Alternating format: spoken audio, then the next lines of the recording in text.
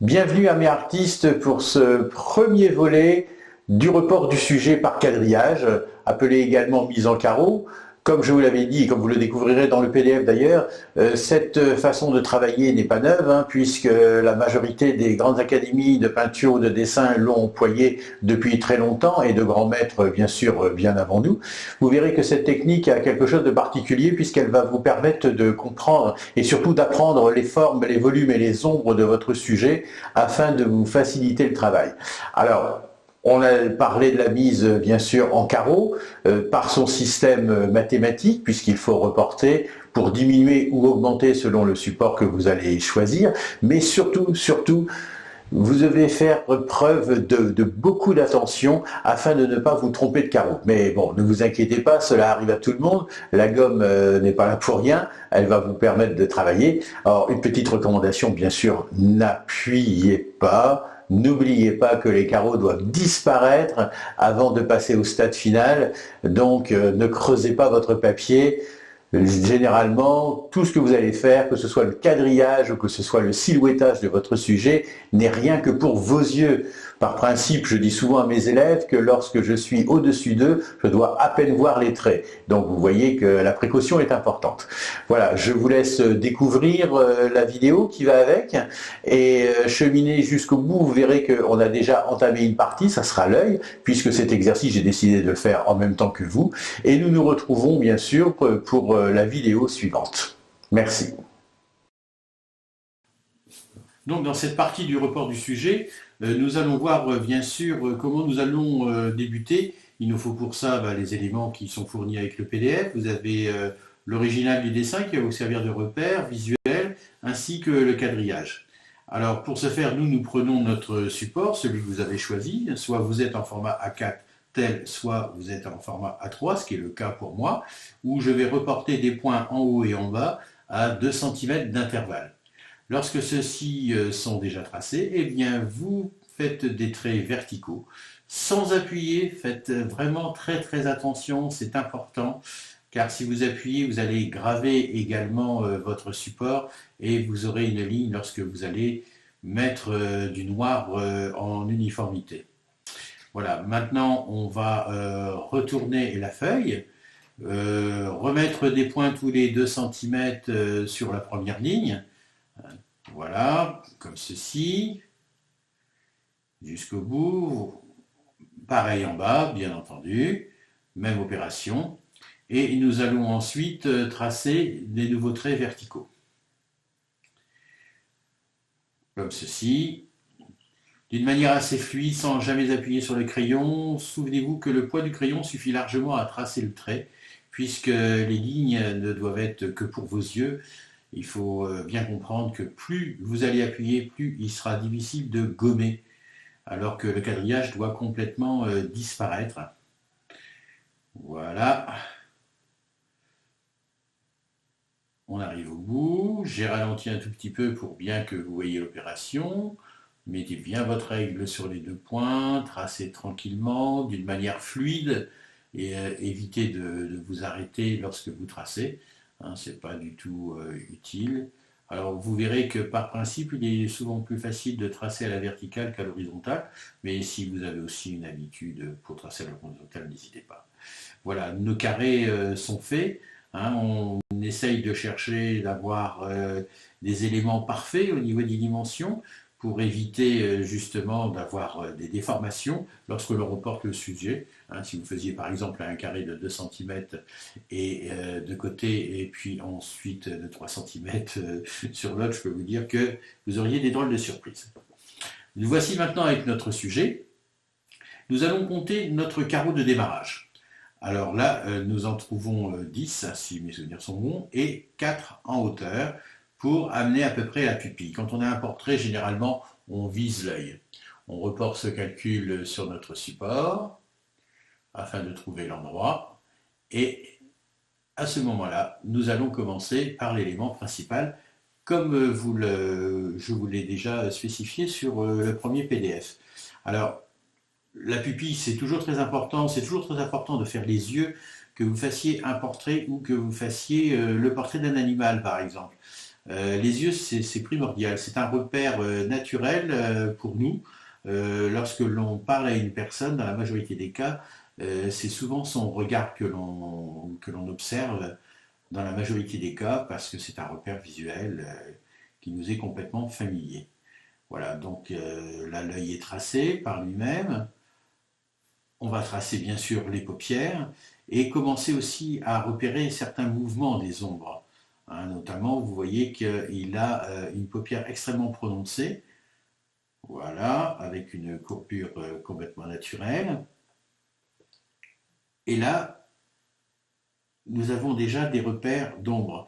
Mais comme nous avons l'avantage que notre personnage porte des lunettes, nous allons nous servir de l'encadrement de celui-ci pour définir notre sujet. Ce qui nous permet d'avoir des repères tout à fait faciles. Voilà, on continue la courbure.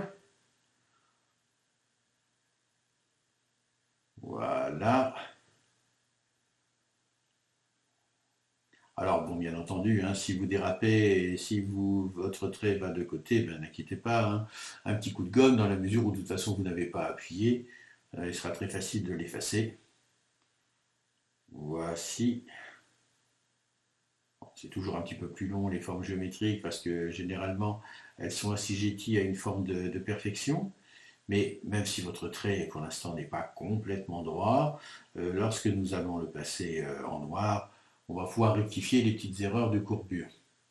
Donc on revient sur l'œil, là on a justement les petits pincelets qui se trouvent à cet endroit-là. Donc nous avons la possibilité de faire des repères tout à fait normaux et logiques. Voilà. Et c'est exactement voilà, ce qu'il faut faire. Nous portons la première ombre importante à l'arcane de ces... Voilà, à côté de son œil. C'est exactement important. Et il ne faut pas faire autrement. Voilà. Nous complétons le haut. Tout simplement. Et là d'ailleurs, je me permets le luxe de faire le petit retour sur la branche de lunettes, que vous voyez vous-même, même si de mon côté le sujet est un peu disparu. Bon, vous voyez très bien où il se trouve. Voilà, on fait le petit pont. Alors comme je vous le disais, c'est vrai qu'une forme géométrique permet d'avoir des repères tout à fait rapides, en fait. Voilà, je vais vérifier la petite ride parce que c'est la continuité du nez. Lorsque vous avez un élément qui soit décisif, comme notamment la monture, que l'on voit ici, ça ne vous empêche pas de faire des petits traits de rappel si vous voyez une ride particulière ou un élément visuel intéressant, vous le tracez aussitôt. On n'est pas obligé de catégoriser tous les effets que nous allons avoir au niveau graphique, c'est-à-dire les yeux d'un côté, les lunettes de l'autre, les rides d'un côté, enfin voilà. Hein, on peut aussi se servir de sa propre appréciation. N'oubliez pas quand même que le but de tous les travaux que nous ferons ensemble, si vous suivez la formation, c'est de développer un instinct artistique qui vous permet de tout de suite d'appréhender les formes les plus importantes. Voilà, on continue donc avec cette lunette.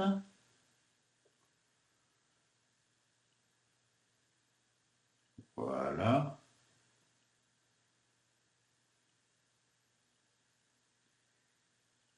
Un petit coup de gomme, vous voyez, ça arrive au meilleur, mais c'est tout à fait normal.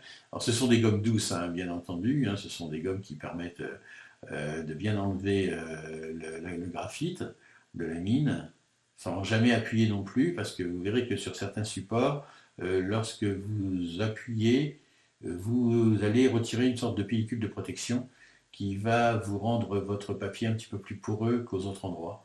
Donc toujours être délicat, voilà. Alors, je vous avais parlé de papier de protection sous les mains. Sachez que ma main à droite, même si vous voyez une portée d'ombre, ne touche pas la feuille. Hein, on est en main levée. Voilà. Nous finissons la lunette.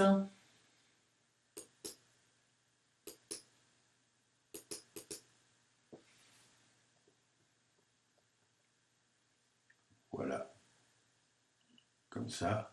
Alors ça, c'est un reflet naturel des branches hein, qui s'est prolongé, puisque là, nous avons ce qu'on appelle un effet vitre, hein, c'est-à-dire un report d'éléments graphiques qui vont être bouleversés par le fait qu'il y a un verre. Nous étudierons dans la formation notamment des carafes pleines d'eau. Vous verrez que ce sont souvent des verres déformants, mais dont les effets sont plutôt sympathiques. Ils donnent beaucoup de vie justement au dessin. Voilà, nous continuons. Alors lorsque vous tracez bien sûr des endroits où il y a des poils, hein, le but c'est de faire un repère de silhouettage. Il n'est pas question que vous commenciez à justement peindre ou peut-être, pardon, dessiner des choses bien précises. Voilà. Donc effectivement, on broussaille un petit peu tout ça. Pas besoin d'être précis. Hein, le but là notamment, ça va être la lèvre supérieure qui forme un arc de cercle. C'est l'arc le plus important puisque c'est celui, si vous regardez bien votre modèle, qui est le plus précis. Le reste de la bouche est perdu un peu dans la touffe de poils qui viendra en superposition.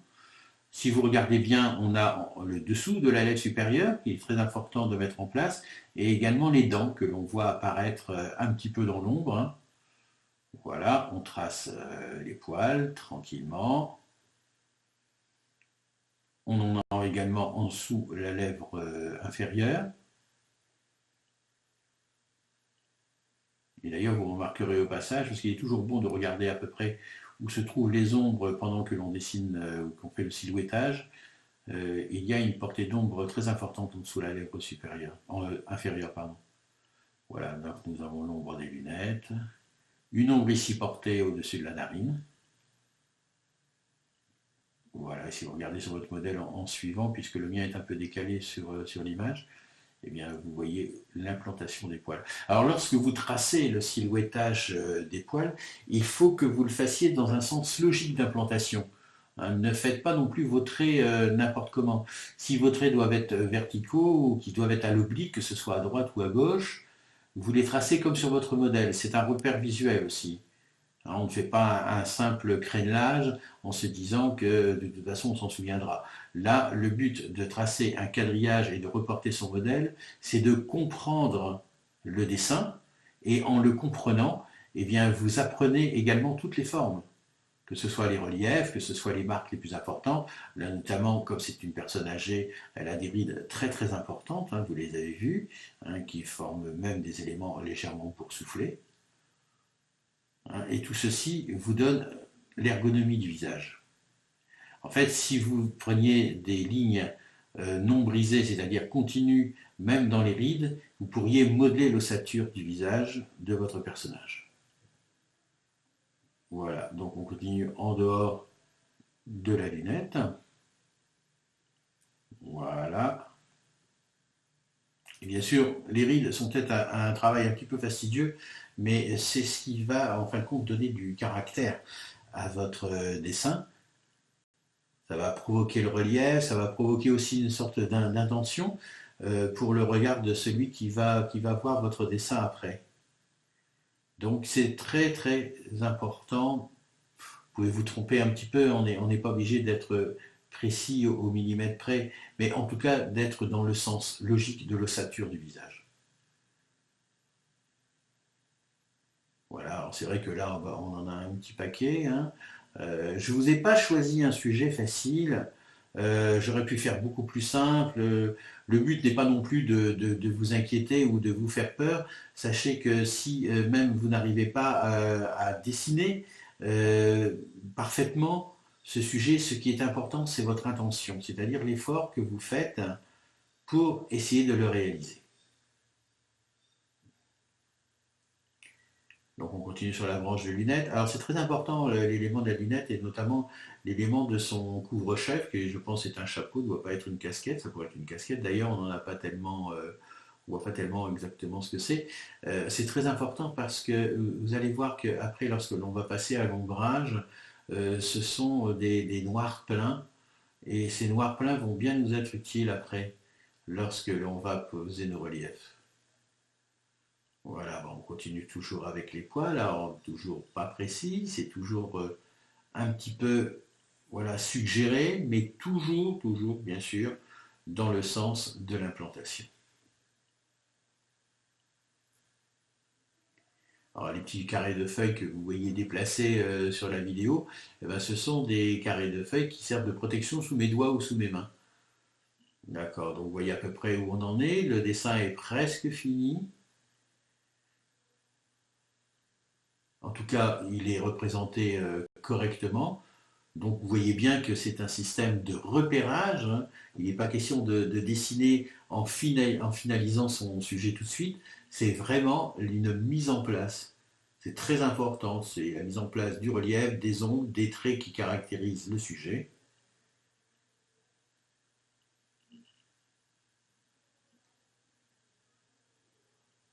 Voilà, bah, un petit coup de gomme, bah, qu'est-ce que vous croyez que je suis en train de faire? Bah, ce que vous allez faire vous-même, c'est-à-dire que votre sujet est quasiment tracé, et bien maintenant il va falloir enlever tous les carrés.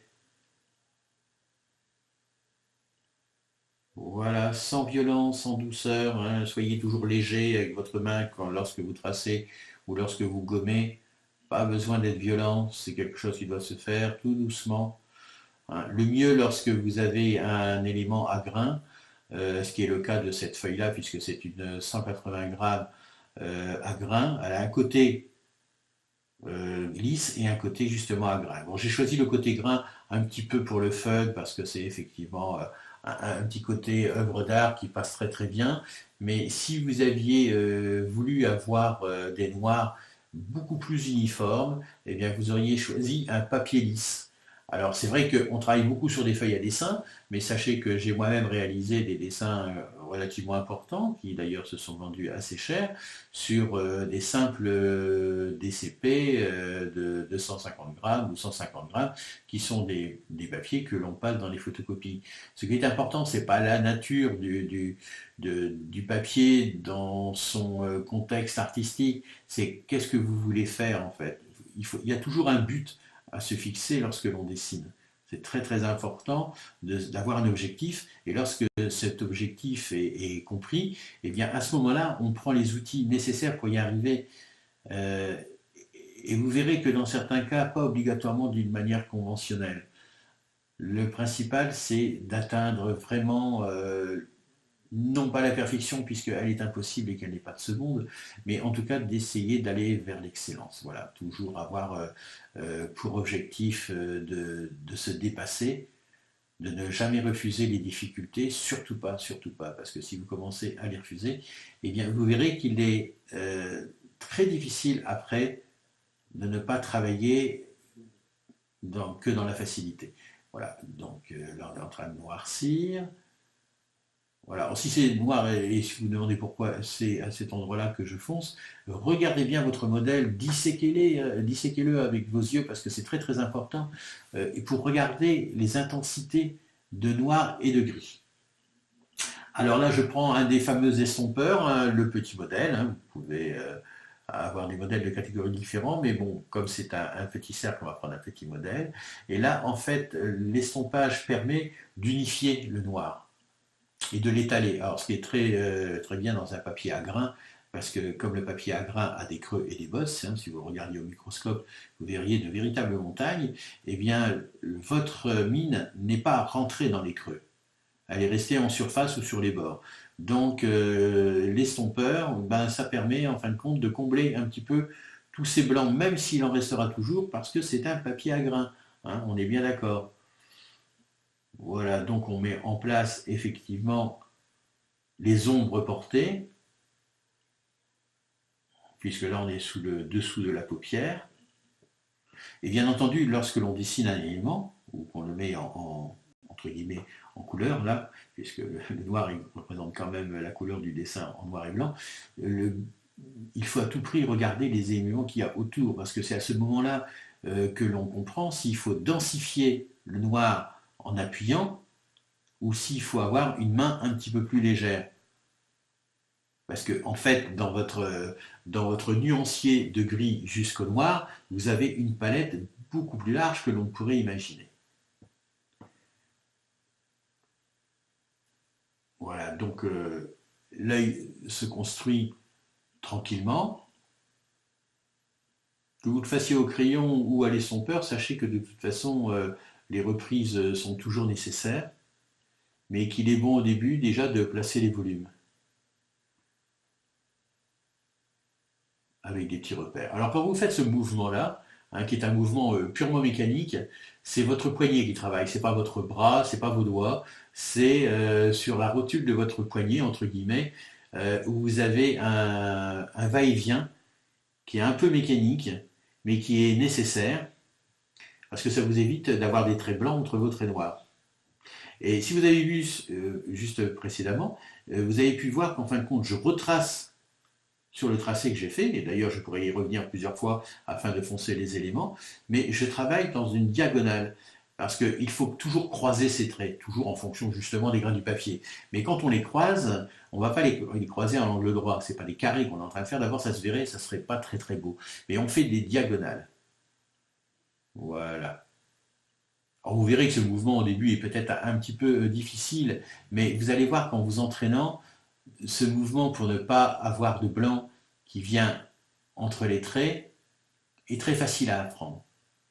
D'ailleurs, avant de commencer à dessiner ou à peindre, souvent mes élèves font des petits mouvements d'assouplissement au niveau des doigts, au niveau des poignets, qui sont d'ailleurs des mouvements d'assouplissement que l'on retrouve d'ailleurs en arts martiaux, notamment en aïkido, et qui sont excellents pour justement donner un peu de la souplesse à tout ça. Parce que la souplesse est très très importante. Il ne faut pas à un moment donné que vous dessiniez en vous créant des difficultés. Normalement, votre corps doit être complètement assujetti à votre désir. Hein. Vous commandez en fin de compte différents outils, votre œil pour l'observation, en apprenant à placer son regard aux endroits que l'on est en train de travailler. Également, eh bien, la vélocité de votre main. Vous verrez que ce sont vos outils indispensables. Ils doivent être donc bien entretenus quelque part. Hein. Donc l'observation, vous verrez qu'il y a un thème très important dans la formation qui vous permet d'apprendre à observer et d'essayer de trouver toutes les nuances possibles et inimaginables, et également la gestuelle. Hein, on ne place pas sa main d'une manière différente. Alors, bon, je m'en excuse pour les gauchers, hein, je suis droitier, mais c'est exactement le même type d'expression. Sauf que lorsque l'on est droitier, on commence toujours à noircir de gauche vers la droite, afin que la main ou que votre feuille ne passe pas sur l'endroit et fasse un étalement de noir. Et par contre, pour les gauchers, bah, vous commencez à l'envers, vous commencez à droite et vous terminez par la gauche. Hein. Le principal, c'est de ne pas poser vos mains sur les endroits que vous auriez commencé à coloriser. Alors vous verrez que le travail justement en noir et blanc, déjà un petit côté un petit peu vintage qui fonctionne très très bien et qui généralement est excellent pour certains sujets afin de les valoriser. Vous apercevrez à la longue, et peut-être en ferons-nous laisser dans la formation, c'est que certains dessins, certains sujets, pardon, sont beaucoup plus valorisés par le noir et blanc que par la couleur. Voilà, la couleur, des fois, peut banaliser un sujet. Le noir et blanc est très très fort parce que notre cerveau perçoit des nuances qui sont complètement catégorisées et qui va donc moins s'attarder sur les couleurs au profit de la forme et du relief. Voilà. Alors ce petit essai que nous faisons aujourd'hui et que je fais d'ailleurs en même temps que vous, puisque c'est très important que vous envoyiez la progression, eh bien c'est un élément qui est particulier. On l'a délimité par la forme de la lunette, et vous voyez à peu près la finalisation que l'on peut faire pour cette partie. Vous percevez qu'en estompant, je laisse des éléments beaucoup plus blancs, parce que là je frotte et je fais ce qu'on appelle le remplissage.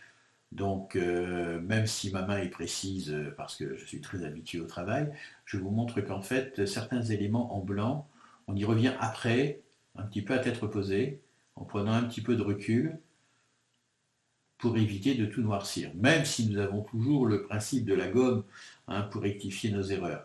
Mais vous verrez que la gomme peut avoir des limites également, la manière dont on l'emploie. Voilà, alors là, pour le fun, hein, pour le plaisir, je suis en train plutôt d'exécuter le tour des lunettes. Alors là, je n'hésite pas à appuyer, hein, il faut être un petit peu sûr de son trait. Vous pouvez déjà bien l'avoir délimité avec tout doucement, sans appuyer, pour faire les bords et noircir l'intérieur.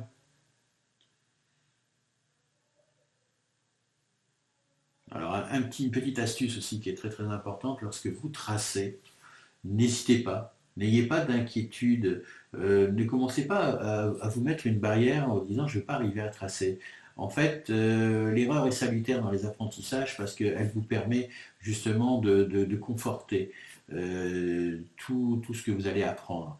Donc, vous faites une petite erreur, c'est pas grave, on va pas trouver des fautes. Il n'y a pas de faute dans le domaine artistique, hein. Il n'y a que des apprentissages. Voilà, là je suis en train de remplir les bords. Vous voyez, j'appuie un maximum. Bon, j'aurais eu un papier lisse, comme je vous l'avais dit, mes noirs seraient parfaits, mais là, on n'en est pas le cas. Alors, pour la petite histoire, mon crayon, là, c'est un 8B, malgré ce que je vous ai mis dans le PDF. Hein, j'en avais un autre sous la main qui était un 6B. J'aurais pu prendre plus noir ou plus solide, mais en fait, prenez un crayon à votre main. D'ailleurs, moi, certains de mes dessins d'art que j'ai faits ne sont pas faits avec ce type de crayon, mais sont faits avec un critérium, qui est mon critérium, que j'appelle mon crayon magique, ou pour lequel je mets des mines assez importantes, des 3 ou 4B, hein, et pour lequel, bien sûr, il y a une certaine fragilité parce que la mine est en 0,5 ou 0,7, enfin on les trouve plutôt en 0,7, et là, généralement, il y a des petites cassures qui se créent, mais quand on est habitué, on a aussi une certaine forme de précision. La précision, c'est quelque chose que l'on va développer aussi au cours de la formation. Hein, plus on est précis, plus on a de rigueur, et plus après on peut se démarquer de cette rigueur, hein, qui peut plus, peut le moins. Donc voilà, c'est très très important. Alors on se fait un petit coup d'estompage pour combler des blancs qui n'auraient pas lieu d'être. Vous verrez d'ailleurs que dans la deuxième partie, la gomme va nous servir justement à reprendre des blancs qui ont été trop effacés ou uniformisés avec le reste et ont perdu l'effet désiré. Voilà, un petit coup de noir en passant, ça fait pas de mal. Et là, quelques petites rides de caractère qui sont aussi très très significatifs pour ce type de portrait que nous avons vu. Alors bien sûr, là, nous avons travaillé sur une personne âgée, hein, ce qui veut dire que si nous avions travaillé sur un visage de femme, de jeune femme ou si un visage d'enfant, le travail aurait été différent puisque nous ne pouvons plus rattraper certains éléments en mettant des rides en plus ou en moins, dans la mesure où chaque ride qui va être apportée sur un enfant ou sur un visage de femme, un visage lisse, va vieillir votre personnage énormément et vous allez perdre l'effet escompté. Allez, un petit coup sur la lunette à côté pour dire on fait un prolongement. Alors bien entendu, lorsque vous ombrez ou lorsque vous crayonnez, la force de votre appui détermine bien évidemment l'impact du noir. Alors c'est tout à fait vrai en dessin, vous verrez par la suite, si vous prenez la formation peinture également, que c'est encore plus vrai en peinture, hein, où tout ce qui est touché est très très important pour le rendu final. Allez, un petit coup sur la lunette d'à côté, qui permet de bien délimiter nos yeux par rapport au sujet. Voilà le nez. Peut-être que... Voilà. Là, c'est tir à joue lorsque l'on travaille. sur certains éléments annexes qui pourraient être pourtant faits beaucoup plus tard, eh bien c'est ce que j'appelle les agréments de l'œil. C'est-à-dire que vous cessez un petit peu d'être concentré sur le principal pour vous permettre des petits à côté comme ça qui vous donnent le relief, qui vous donnent une continuité. Votre dessin, en fin de compte, lorsque vous le faites, vous le construisez au fur et à mesure, mais votre esprit doit devancer à chaque fois les étapes que vous allez réaliser. Vous verrez que pour des dessins beaucoup plus importants, ou pour, notamment pour la peinture, on va se servir d'un système qui est très puissant pour ça, hein, qui permet à l'esprit de travailler en amont.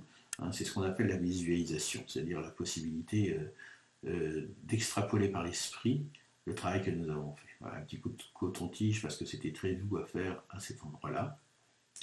Et voilà, nous avons cette première partie. Donc je vous recommande de continuer. Et puis nous nous retrouvons pour la deuxième vidéo afin de finaliser notre travail.